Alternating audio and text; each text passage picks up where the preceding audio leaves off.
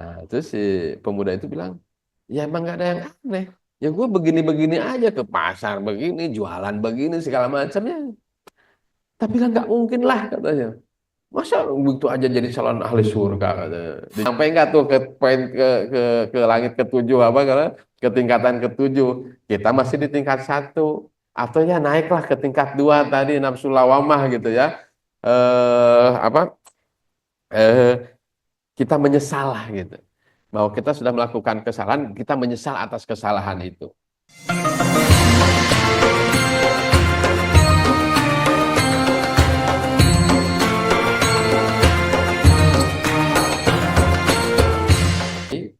Nafsul mardiyah tadi. Artinya memandang semua datang yang kepada kita adalah semuanya dari Allah. Semuanya adalah dalam tanda petik ya, penjelmaan Allah yang datang kepada kita. Allah menegur kita, mendatangi kita itu bisa dalam banyak bentuk.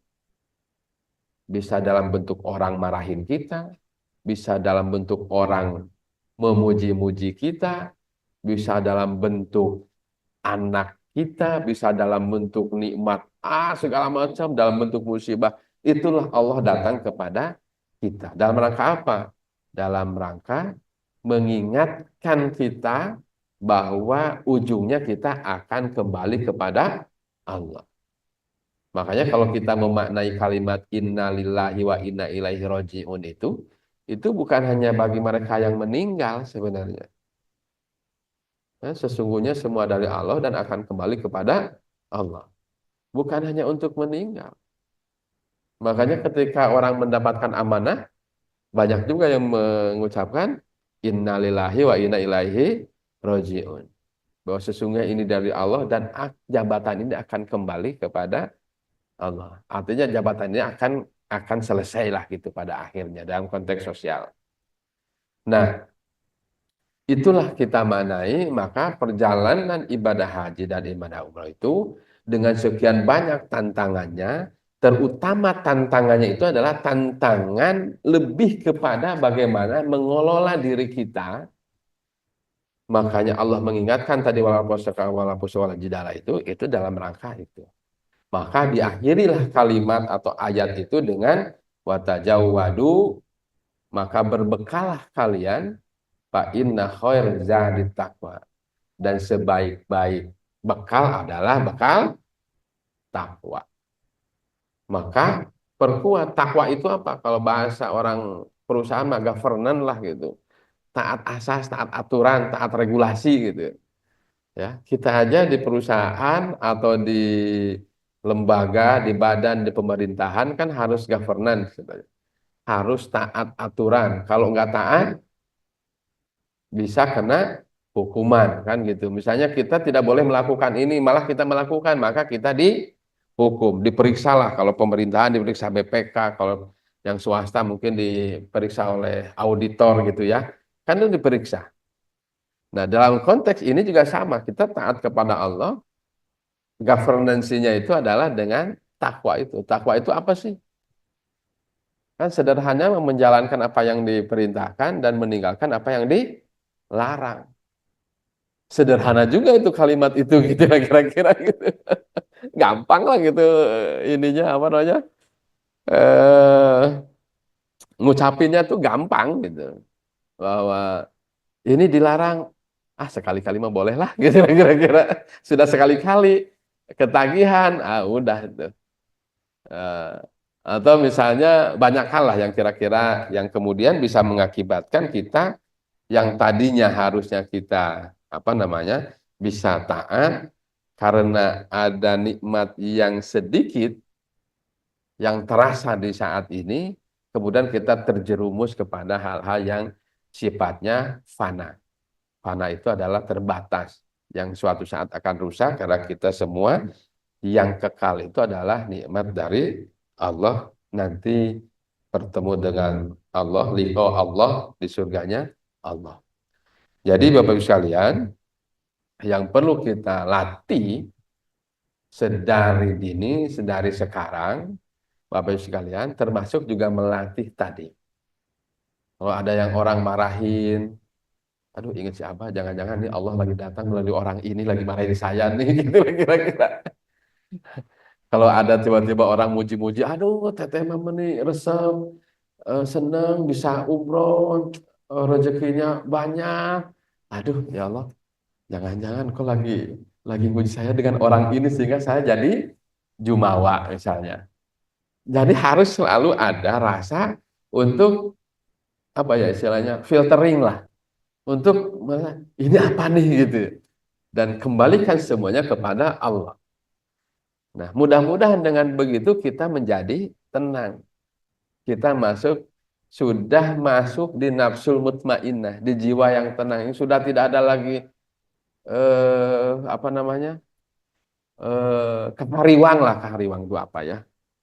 Eh, keluh kesah atau apa gitu atau sampai kemudian marah atau seperti apa.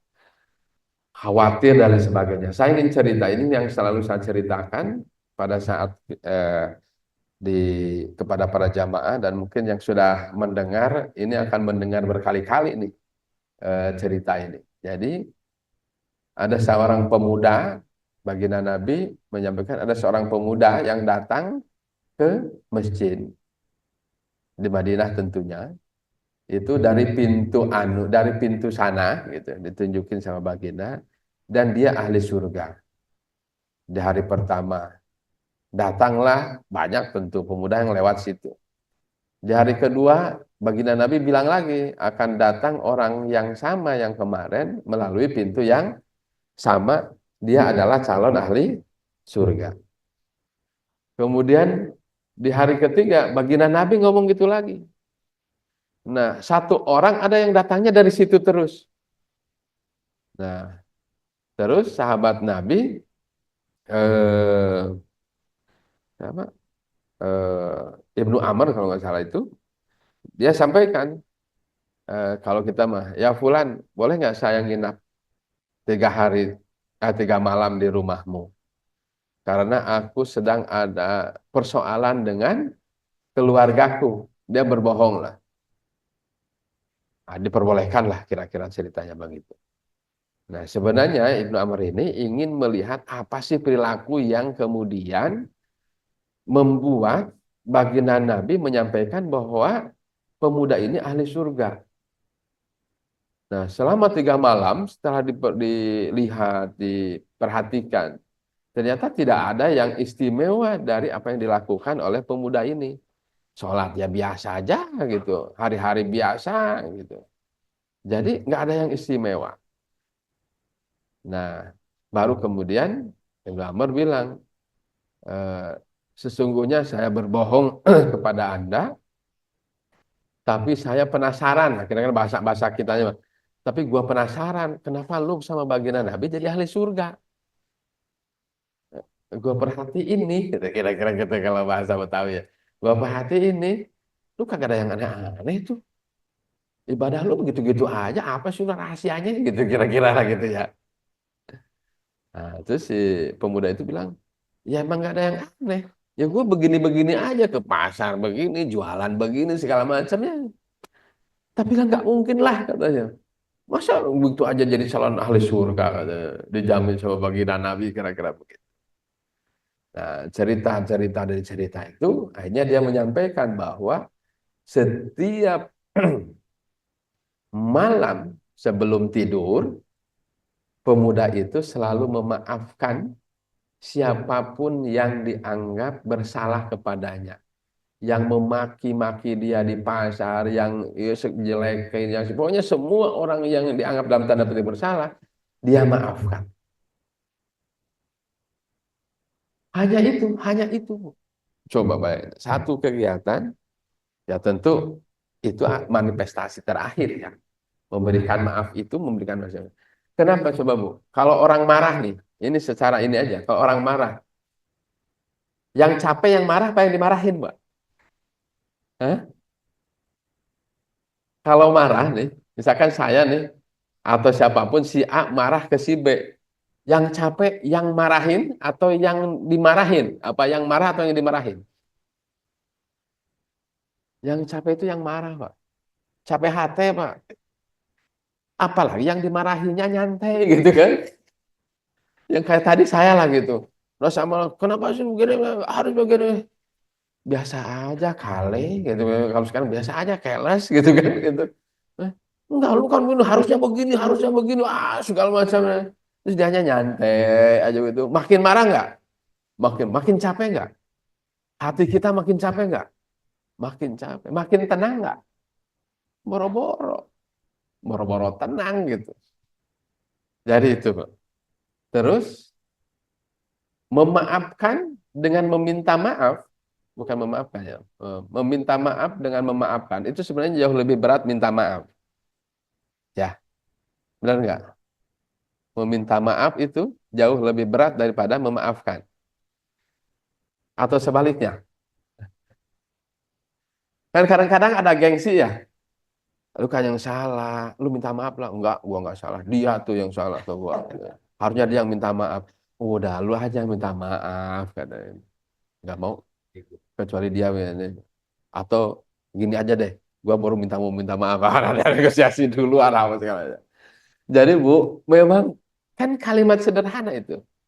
Kata memaafkan, meminta maaf itu kalimat sederhana. Kalau pemuda tadi memaafkan kan lebih mudah sebenarnya. Benar nggak? Karena meminta maaf lebih susah daripada memaafkan. Ini memaafkan saja nggak mau gitu. Padahal itu lebih mudah gitu kira-kira. Nah jadi eh, apa namanya? Hal yang sangat sederhana, tetapi kalau kita resapi, Bu, ya itu membuat kita menjadi lebih tenang nggak?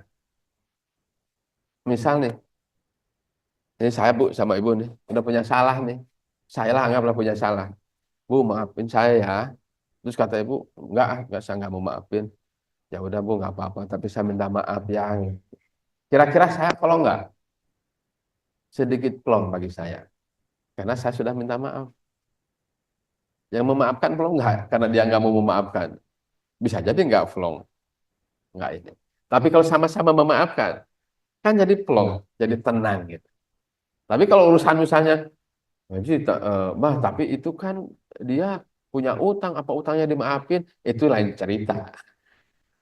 Lain cerita. Misalkan dia punya utang 100 juta, maafinnya punya utang 100 juta, lunas aja, ya itu mah bukan lunas aja. Itu tetap harus dilunasin. Tetapi dalam konteks kita marah atau seperti apa, itu yang kemudian tidak boleh dengan marah. Makanya di dalam Quran itu ketika ada utang piutang itu faktubu maka tuliskanlah, catatkanlah. Nah itu di situ tuh Bu. Makanya ada notaris itu. Notaris ini sebenarnya ayat Al-Qur'an gitu, tapi jadi notaris kan notaris kerjanya apa? Mencatat apa namanya perjanjian-perjanjian segala macam gitu. Di dalam Al-Qur'an sudah tuh. Maka ketika ada utang piutang faktubu gitu. Itu saya masih ingat tuh itunya. Maka catatlah gitu di situ. Nah, Bapak sekalian, ketika dicatat, misalnya, bukan berarti kita, kenapa sih kalian nggak ini? Ikuti aja rule-nya, ikuti aja takwanya tadi, governance-nya lah. Takwanya ikutin aja. Bu, Ibu janjinya setahun. Kalau nggak setahun gini, gini. Tapi saya belum ada.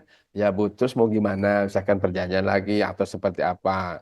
Tapi kalau enggak, ya udah Bu, berarti ini karena ini jadi apa namanya? Jadi jaminan, selesailah gitu ya dengan jaminan itu. Terus misalkan jadi sengketa segala macam, sampai masuk ke pengadilan, nggak ada masalah. Tetapi bukan karena marah, karena atas atas dasar kita marah atas itu, tetapi atas governance-nya ini, atas takwanya ini, atas apa perjanjian yang sudah dibikin secara sadar antara satu sama lain. Jadi memaafkan itu bukan berarti jadi lunas gitu, 100 juta jadi lunas itu mah. Tapi kalau mau melunaskan juga itu lebih baik gitu. Kayak misalkan tahadus binikmah lah ini mah ya. Ada gitu ya. Yang ini. Terus gimana? Sudahlah daripada mikirin. Makanya si Ambu itu gitu.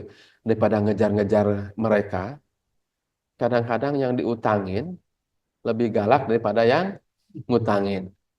Akhirnya ya udahlah biarin aja lah. Duit masih bisa kita cari. Itu udah lebih tenang lagi itu. Apalagi kalau sampai diikhlaskan gitu ya.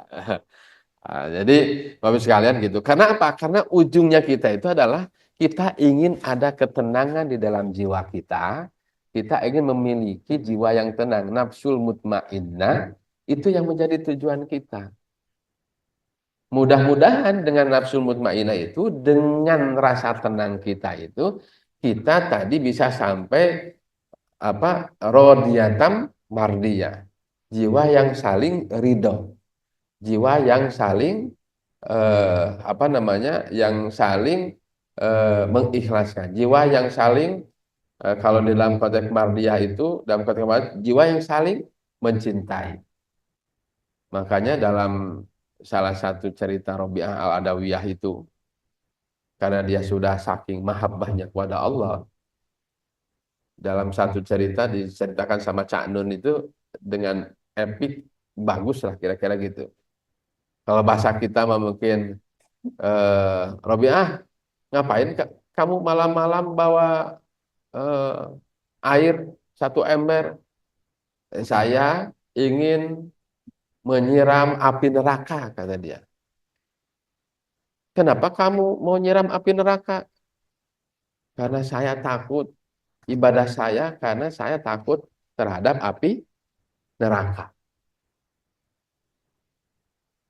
Suatu waktu dia bawa obor, bawa oncor lah, bawa, kalau kita mau oncor ya obor lah.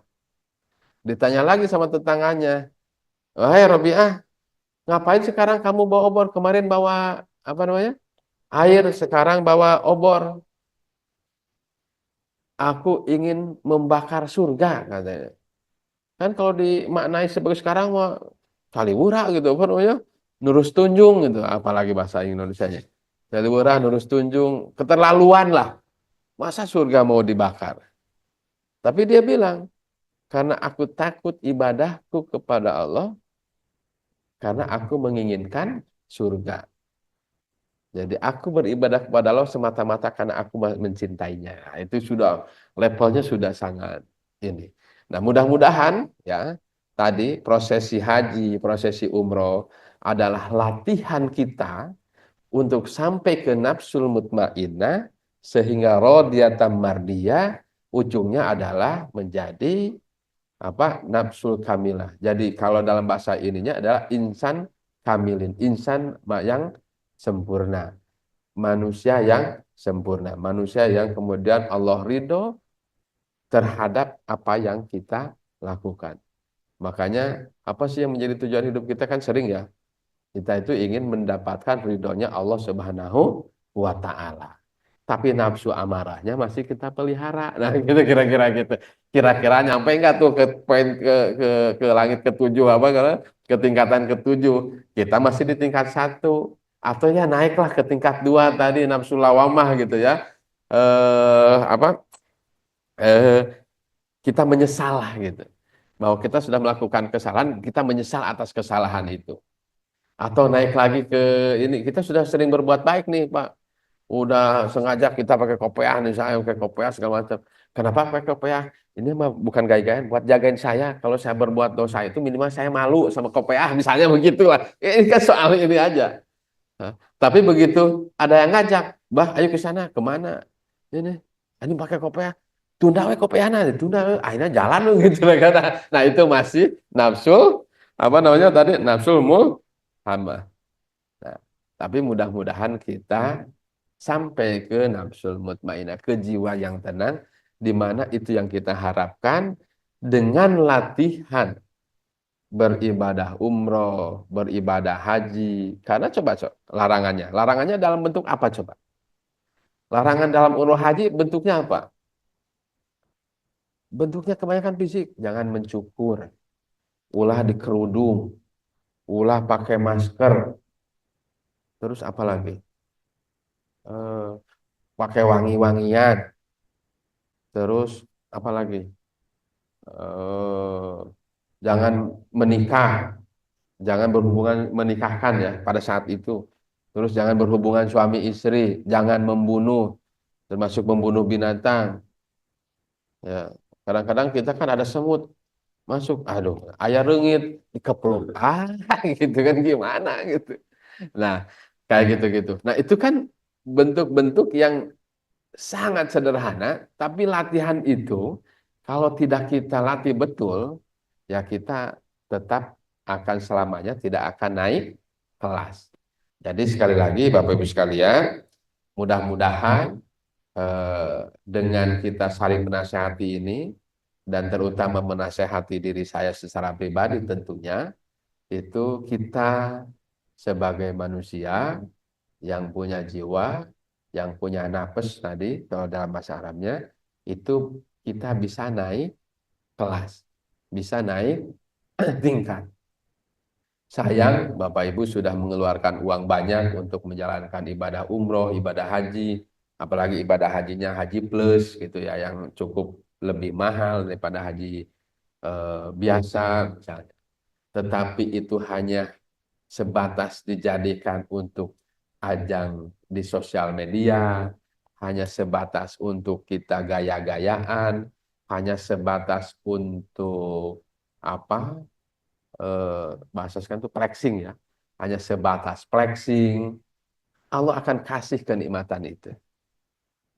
Udah tuh kamu flexing, udah tuh kamu sudah dapat pujian dari teman-temanmu. Cukup kan di situ? Dan kita merasa cukup dengan pujian itu. Padahal yang kita harapkan adalah ridhonya Allah Subhanahu wa Ta'ala. Kita merasa cukup dengan pujian. Padahal kita sering membaca di dalam surat Al-Fatihah apa? Alhamdulillahi Rabbil Alamin. Segala puji bagi Allah, Tuhan semesta alam. Tapi kita masih pengen pujian kan gitu. Coba kita itu sering kita ungkapkan, bahkan di dalam kalau Al-Fatihah apalagi ya, minimal 17 kali lah, kecuali yang ada jamak kosor gitu ya, jadi berkurang berapa itulah kira-kira gitu ya. Kita baca setiap hari Alhamdulillahirabbil alamin gitu. Segala puji bagimu ya Allah. Tapi ketika kita dapat pujian, seolah-olah hasil kita gitu. Termasuk kita maknai ketika Bapak Ibu berangkat, labbaik Allahumma labbaik.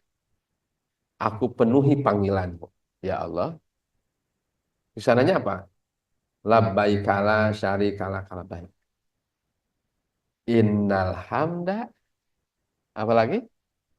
Wan ni'mata lakawal mulk. Udah, itu dulu. 3 hal. Artinya apa? Innal hamda, sesungguhnya segala bentuk pujian, wan ni'mata, segala bentuk kenikmatan, lakawal mulk, segala bentuk kekuasaan. Kekuasaan itu bukan hanya presiden ya, bukan hanya presiden, gubernur, bupati, wali kota, termasuk kuasa atas diri kita sendiri. Kan kita kuasanya, jiwa kita kan menguasai diri kita sendiri. Makanya ada muncul tadi kulukum ra'in wa kulukum mas'ulun ra'iyati, itu kan dalam konteks itu. Coba juga saya. Jadi innal hamda wa ni'mata laka wal mulk la syarika lak. Tidak ada sekutu bagimu ya Allah, hanya Engkau. Coba kita baca setiap saat, labbaik Allahumma labbaik la syarika lak labbaik, innal hamda wan ni'mata laka wal mulk la syarika lak. Itu kalau dilenyepan, kalau bahasa Sunda mah dilenyepan. Dilenyepan itu apa ya? Direnungkan atau ditusukkan ke dalam hati kita, nangis Pak. Pasti kita nangis.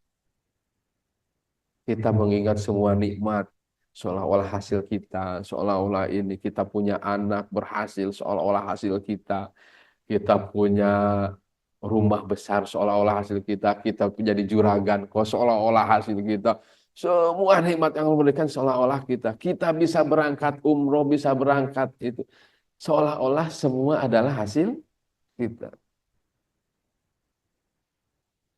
Semua pujian seolah-olah, wah, di situ kita deklarasi innal hamda wa ni'mata lakal la syarika, tidak ada sekutu bagi semua milikmu ya Allah. Semua akan kembali. 2 helai kain inilah, kalau laki-laki ya, 2 helai kain inilah yang akan menemaniku ketika masuk ke liang lahat, dan 3 amalan yang tidak terputus itulah yang akan mengiringi kita. 3 amalan itu apa? Masih ingat? Idza mata ibnu adama in qata amaluhu illa min salasin. Gitu. Jadi ketika anak Adam meninggal itu tiga hal yang tidak akan pernah putus. Apa aja? Amal jariah, amal baik, terus anak yang soleh, terus ilmu yang bermanfaat. Hanya itu Pak. Nggak ada yang dibawa. Emas gitu dibawa. Enggak gitu. Makanya kadang-kadang ada juga tuh yang di sebagian makan ada tuh kalau ada yang nguburin itu suka ada yang masukin itu kesenangannya. Emang kalau udah jadi mayat emang kesenangannya itu mau dipakai gitu di alam kubur ya ikut busuk mah iya gitu maksud saya itu. Ya udah selesai yang kita lakukan adalah bagaimana mendidik anak-anak kita supaya jadi orang-orang yang soleh sehingga dia mendoakan kita. Bagaimana kita terus melakukan amal kebaikan sehingga itu menemani kita. Dan bagaimana kemudian apalagi kita terus menebarkan ilmu, menyampaikan ilmu, walaupun hanya satu huruf, itu akan terus menemani kita. Bahkan Sayyidina Ali menyampaikan, barang siapa yang menyampaikan, ah, ketika aku menerima ilmu walaupun satu huruf dari orang itu, maka orang itu akan terus menjadi guruku lah kira-kira. Gitu. Artinya apa? Artinya itu ilmu yang bermanfaat walaupun satu huruf. Jadi itu Pak. Jadi kalau misalkan dapat informasi apa, dicerna, oh ya ini bagus segala macam. Terus kita sampaikan, terus nanti sampaikan, itu akan jadi ilmu yang bermanfaat.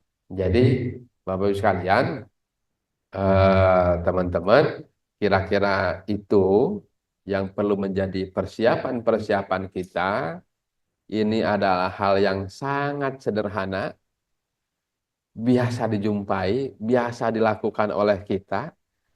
Perilaku-perilaku ini juga biasa dan sebenarnya bisa kita kelola, tetapi kadang-kadang kita lupa dalam mengelola perilaku kita ini. Oleh sebab itu, maka menjadi relevan, bukan menjadi relevan, tapi eh, kita diingatkan oleh Allah di dalam surat Al-Asr itu, wal asri innal insana lafi khusr. Jadi demi masa, kenapa? Karena kita setiap saat kita akan berkurang, dan ujungnya adalah kita kembali. Makanya wal asri itu kan demi masa, demi waktu. Nah, di ujungnya adalah apa?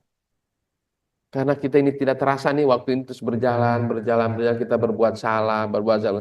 Maka di ujungnya watawasau bil haq, watawasau bis sabr. Maka saling berwasiatlah kalian dalam kesabaran dan watawasau bil haq, watawasau bis sabr. Dalam bentuk yang dalam kebaikan dan kesabaran. Kenapa ada dalam bentuk kesabaran? Karena kadang-kadang ketika kita diingatkan, bukannya kita terima, yang ada kita marah. Kita misalnya diingetin nih, apalagi sama anak kecil gitu, Bunda jangan begitu, tahu apa sih lo? Gitu. Gara-gara tahu apa sih kamu gitu. Enggak Bunda, ini kata guru tadi salah. Ah, itu gurumu aja, coba. Bunda lebih tahu kok. Gitu. Nah, makanya itu ada di samping watawasau bil haq, kita saling berwasiat di dalam kebenaran, juga watawasau bis coba. Kita saling berwasiat dalam kesabaran. Nah, dua hal ini gampang kita ucapkan.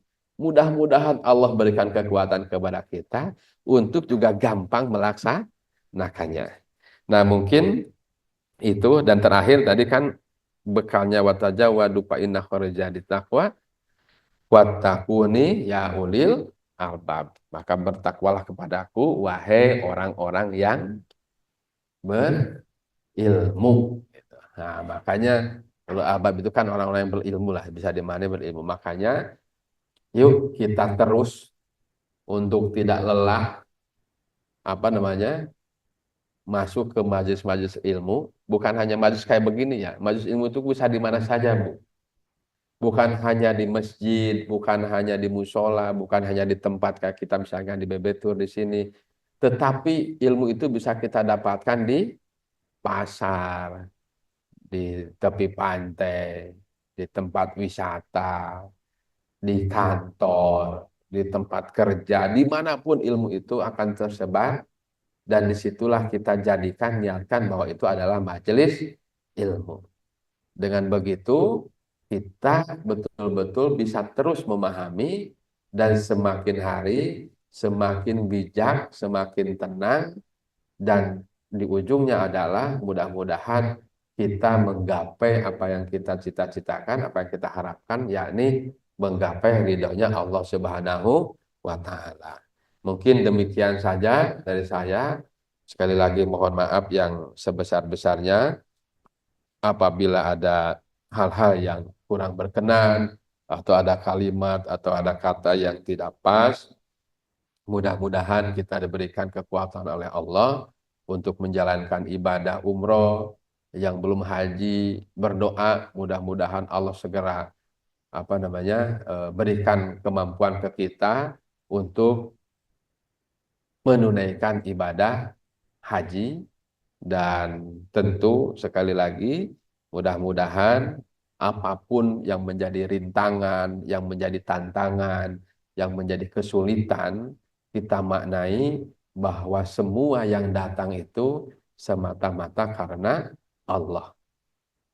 Semuanya kita nikmati bahwa Allah sedang datang dalam kenikmatan yang lain.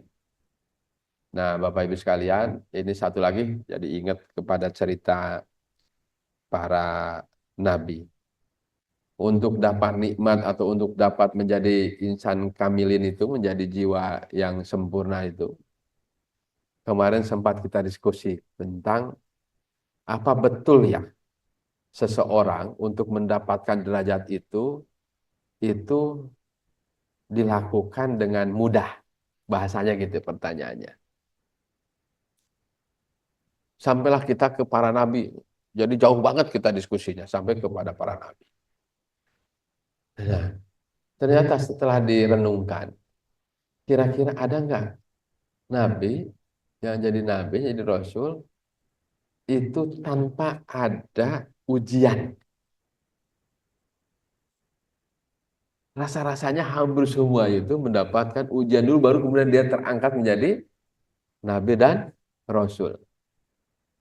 Bagai Nabi Muhammad, mulai ditinggalkan oleh siapa? Oleh bapaknya, masih kecil di Madinah, di pernah perjalanan ditinggalkan oleh ibunya. Makin gede dalam berdagang sering diasingkan. Habis itu diusir dari kelompoknya. Banyak itu kena ujian itu. Terus ada Nabi Ibrahim sampai dibakar hidup-hidup, diasingkan dan sebagainya. Nabi Musa, Nabi Yusuf sampai dimasukkan dulu ke mana? Dibuang ke sumur. Rasanya tidak ada yang mudah gitu. Nah, terus kita ingin mudah gitu kira-kira gitu. Ya, tapi kita harus selalu yakin bahwa Allah akan memberikan kekuatan kepada kita untuk sampai di situ. Dengan cara apa? Dengan cara terus latihan. Latihan, melatih hati kita, melatih pikiran kita, melatih jiwa kita untuk selalu melangkah di jalan yang benar, jalan yang lurus. Minimal, kalaupun belum bisa sampai ke tingkat atas, kalau udah ngelakuin dosa, minimal menyesal gitulah. Kira-kira naik satu tingkat gitu kira-kira. Syukur-syukur sudah bisa naik ke tingkat 3, syukur-syukur sudah bisa di 4 gitu. Tapi minimal, aduh, ya Allah, nyesal ya gitu. Tapi isuk teh dilakukan deh gitu. Kumaha sih nyesal teh dilakukan wae gitu lah. Nah, itu aja mungkin. Sekali lagi mohon maaf yang sebesar-besarnya. Assalamualaikum warahmatullahi wabarakatuh.